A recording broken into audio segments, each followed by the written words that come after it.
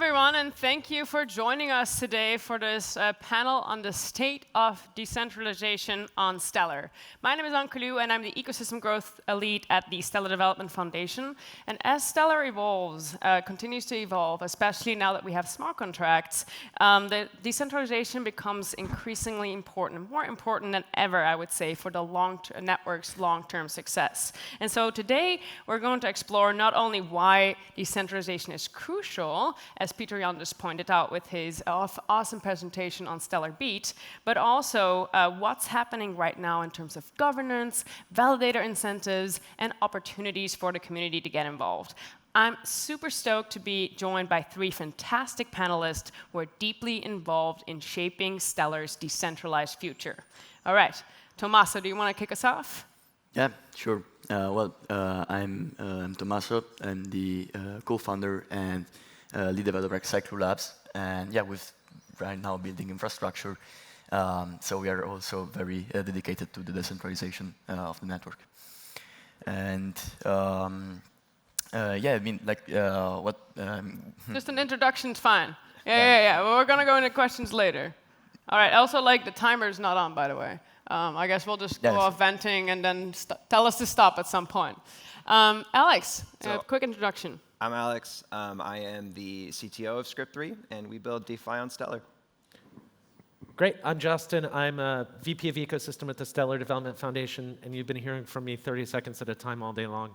But I do try to think about how to improve decentralization and governance and support the ecosystem as they grow and encourage participation in the network. Awesome. And also, I want to remind people there will be some questions at the end, so definitely hold them. I'll get started. So like Justin's, from SDF's perspective, why is decentralization crucial to Stellar's success? Like, why should people care about it? Yeah, great question. I mean, I think for me, decentralization is the very core of what we do. It's why work in blockchain, why work in a distributed system. Things are actually less convenient. There's a lot more technical challenges.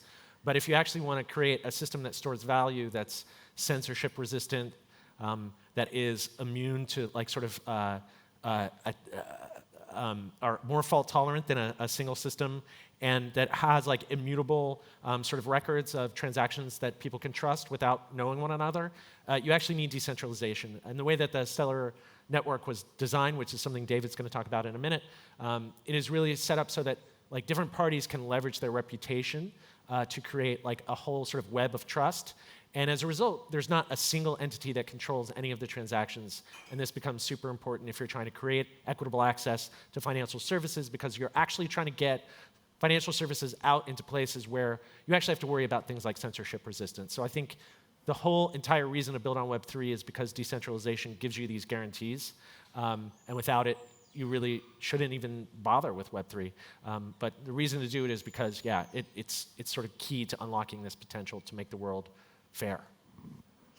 Alex, I'd love to know what you think of that from a builder's perspective and why you think decentralization is crucial. Yeah, and I mean, from our perspective, when I think about building apps, especially things on blockchains, there's sort of levels of how decentralized something can be. There's room for products that are completely centralized, and there's room for products that are fully decentralized.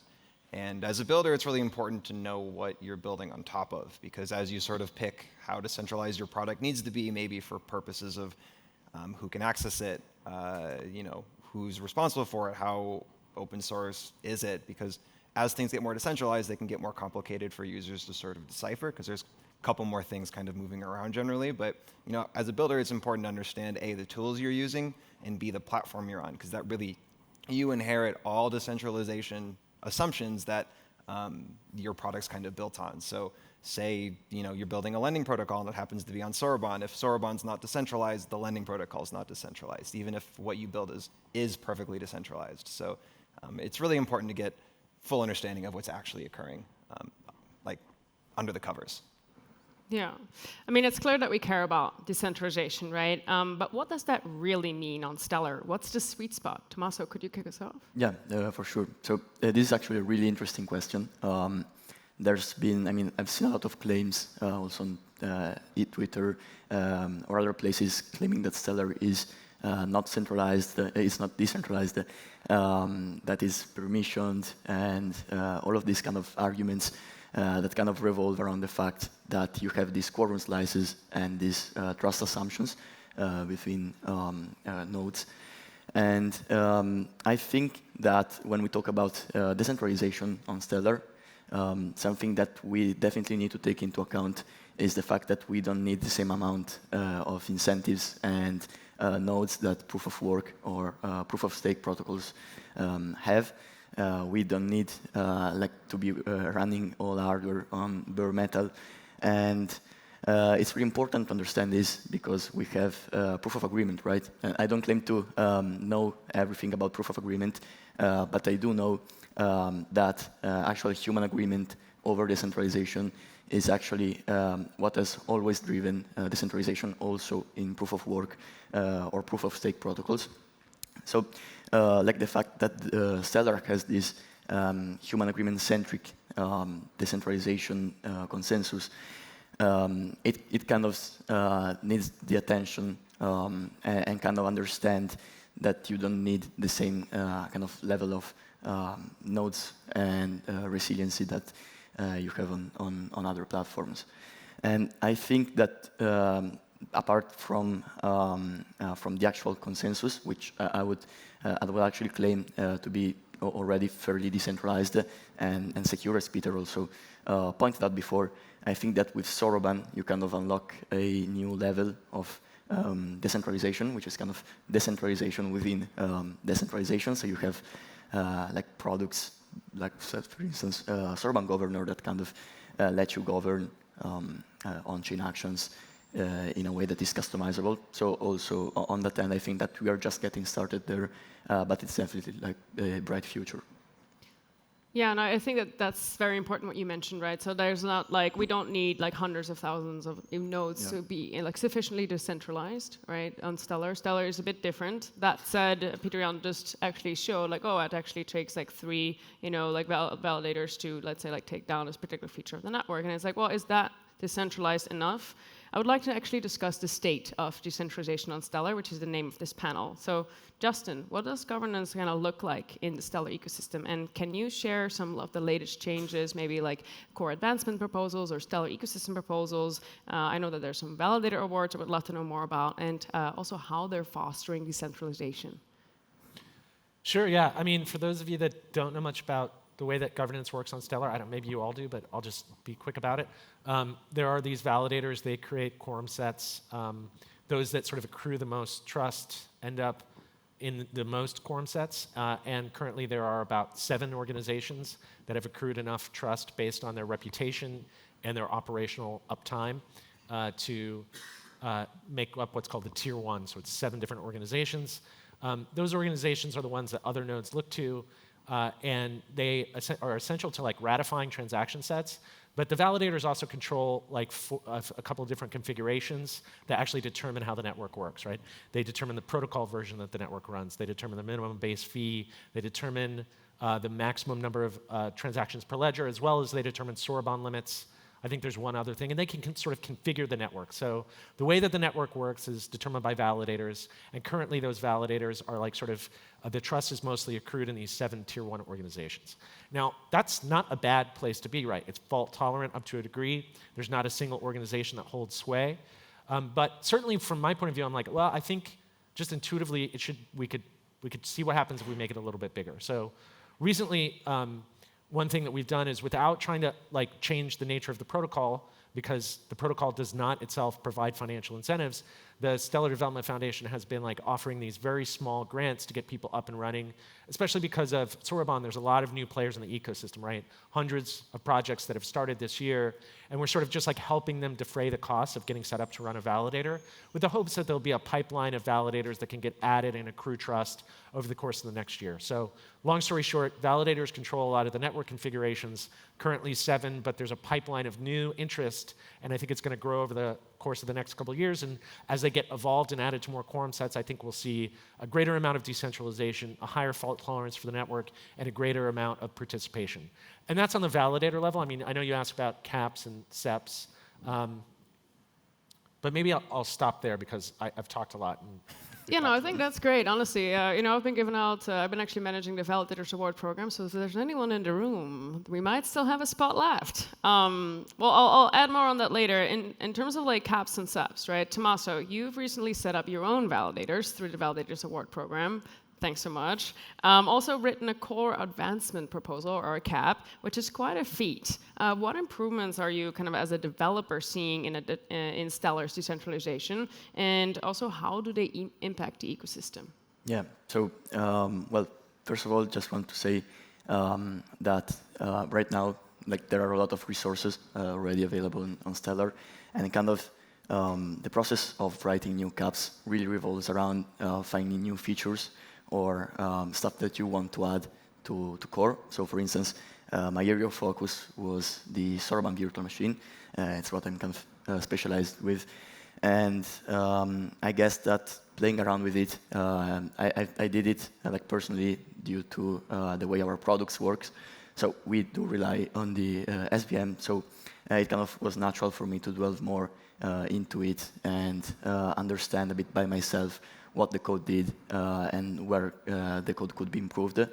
And I think that to kind of drive more activity over there, because of course, as you say, there is like there's governance, there's consensus, but there also is like this kind of way to understanding and organizing new features and how they should be added to the network. And I think this is really where we kind of need to improve more, because the network is safe.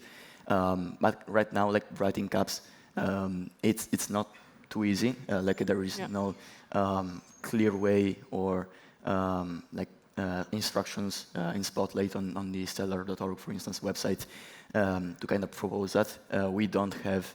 I mean, one thing that I really would love to have is like a something like Ethereum does, so a list of all the EAPs, and you can search through them, and that's like on their own like UI and the interface. So we have GitHub for that, which works fine, but I think kind of takes away a lot of like customizable logic around how you can find these CAPs.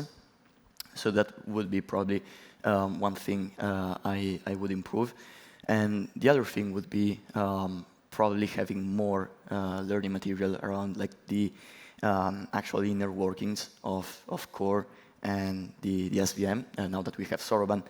And one thing I really like about the current state that we're in is that, well, for fiddling with Stellar Core, it's actually much more difficult. But with the Soroban VM, the way it's designed, you actually have, I mean, you have a lot of more ways to kind of interact with it and see what's wrong or what could be improved. So I think that with Soroban, as more Soroban builders will onboard, we can kind of see also more progress on that end. All so right. Let me, like, you authored this CAP. How special, how special are you? Like, I know that you're special. My question is, do you think that it's reasonable that other people could sort of go through the path that you learned and start to figure out how to author CAPs? Or is there like more that needs to happen to unlock that potential? Yeah, I mean, I think that the driving cause to which I started actually writing this CAP, for instance, is the fact that our whole, like all of our products right now, so with Mercury, we are very focused within the Soroban virtual machine. So the fact, I mean, if we will get users, that's thanks to the SVM, and as such, we want the SVM to be as efficient as possible and as and with the best interface as possible, right? So, and that was the reason for me to kind of learn more about it and find actual improvements to be made on it. So I think like the sweet spot here is actually like creating use cases and living spots for organizations and new projects to kind of create sustainable products that are really close with the infrastructure and how it works at a low level. And at that point, you have you know, like a lot of interest in also improving that kind of piece in the whole network. And that's kind of what has driven all of the growth and research, for instance, in Ethereum, I think, which is by far the largest research community in the whole Web3 space. So yeah, it's like creating this, living space and allowing to create this kind of new organizations and application services that need to rely closely on the infrastructure they rely on. So I guess that with Soroban, we really are like in a sweet spot there, as I mentioned before. Yeah. Yeah. Yeah, I love that you already are dropping some great opportunities for others, for builders to get involved. So definitely keep your ears peaked. I want to switch a bit from, I guess, network governance to like applications, right? Governance. Kind of like, so Alex, like on the application layer, it's so exciting to see more governance and like DAO tooling like launching, especially now on smart contracts to like support, and also like tooling launching to support such protocols and applications. How are governance tools such as Soroban Governor shaping the future of decentralization on Stellar? Sure. So just for a little bit of background for those that might not be aware, we open sourced a project that basically ports the Open Zeppelin Governor framework with a couple changes and optimizations just to make it work a little more seamlessly on the way Soroban works. But really at a level of kind of what that brings, going back to what I talked about earlier, is as you're trying to build new applications, it's kind of up to the builder to decide really how decentralized you need this thing to be. How much ownership should you have? What levers do these tools actually need, to take control of, to change things in your application? And there's really a lot of decisions to be made, and kind of what it really boils down for users is who actually has that control. So the more projects and tools that get built that kind of give different layers of decentralization just gives builders more options and more power. Soroban Governor is really an example of kind of the most extreme decentralization, which is essentially token holders have all of the power for whatever levers this DAO actually has. And we've seen these exist on other blockchains and be incredibly successful. So it's great to see kind of tools enter that space. And I think we'll see stuff with passkeys as well, and multi-sig accounts that can be used in more creative ways to kind of limit power or potentially kind of control the access these things have. And it just gives devs more tools to kind of decide really, how decentralized do I need this app to be? Because really what it comes down to is you want users to have a good experience, and you want users to be able to trust what's actually occurring.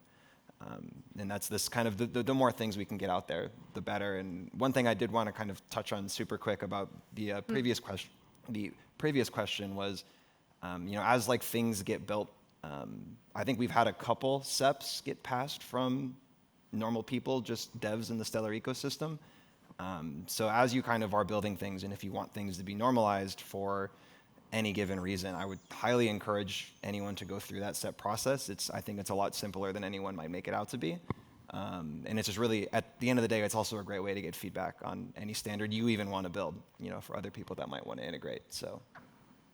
Awesome. So Alex, I guess like if I had to ask like your big takeaway of what the audience should do as a next step or as an opportunity to get involved, that would be to get involved in the SEP process. All right, yeah. Can you elaborate? And maybe Justin and Tommaso, you can add on what your big thing is for people to get involved. I think getting in the SEP process is great. I think it's a really good foreground that you see in other environments for people that kind of pitch, even if it's nothing that's even built yet. I think you see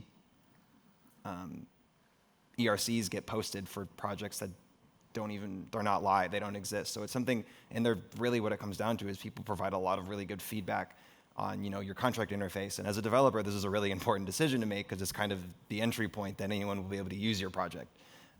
So even being able to get feedback there, and when it comes to other forms too, there's even any DAO, just being able to buy tokens and vote. I think any small step is really a good way to kind of get going. Yeah.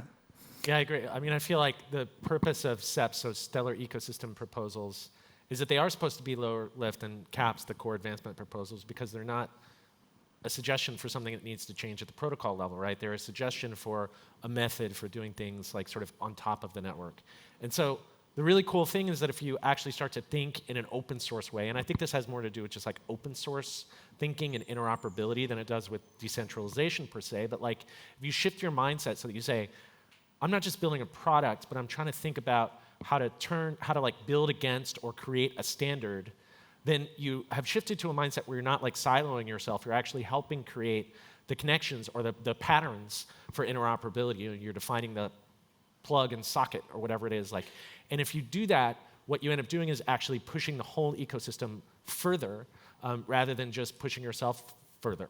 And not only that, in the end, it benefits you more greatly because, like, if you drive forward a standard and you're building to that standard and other people do, then suddenly you find that you are part of an interoperable ecosystem. Your reach is further.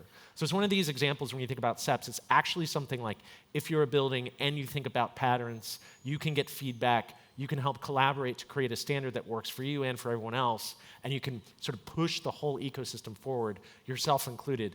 It's pretty cool.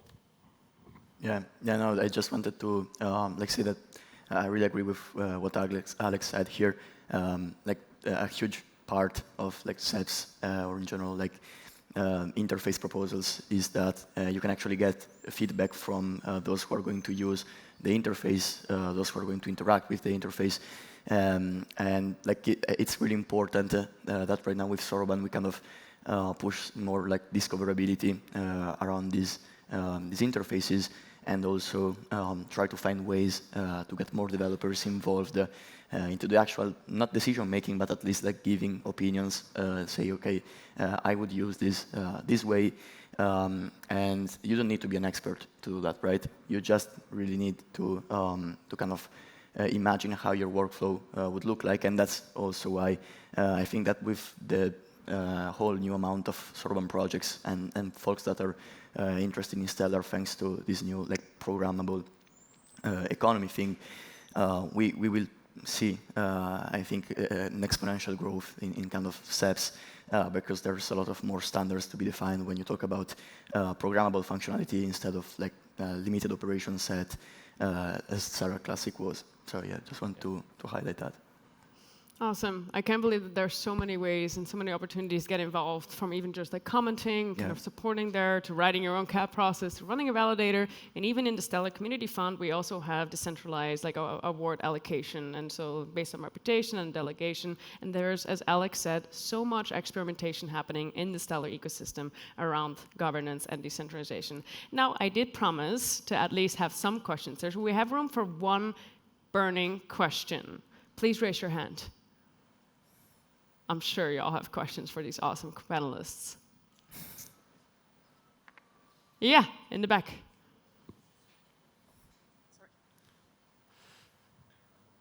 Hello. There's a question about the decentralization. It seems a little shocking to me that only 3 organizations would have the capacity to completely render the network useless. Does that concern you in the same way? Yeah, I mean, so I'm going to answer the question, but I think that there are more people that are more knowledgeable about SCP that can answer this.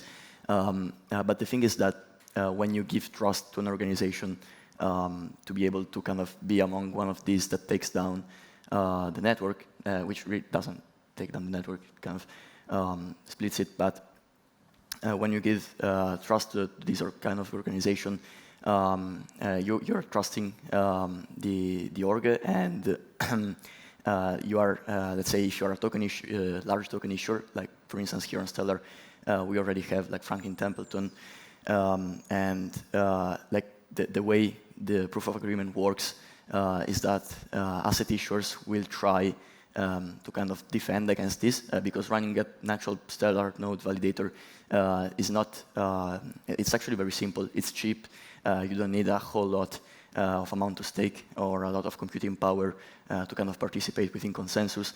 So if you are, if you see that there are some delinquent things going around and trying to tamper with the network stability, there are big asset issuers that are covered around this, and they can delegate over to other trusted parties and get them within their quorum and kind of secure their spots there. And also they can remove, for instance, the malicious organization from their quorum. Great, thank you. It seems it's more resilient than it might look at first. Awesome. Well, it looks like our time is out. I could talk about this topic for years, and I'm sure the panelists could as well. So if you have any more questions or want to discuss it, come find us, and thank you so much for watching. Thanks, Anke. Thank you. Thank you. Thanks, guys. Thanks.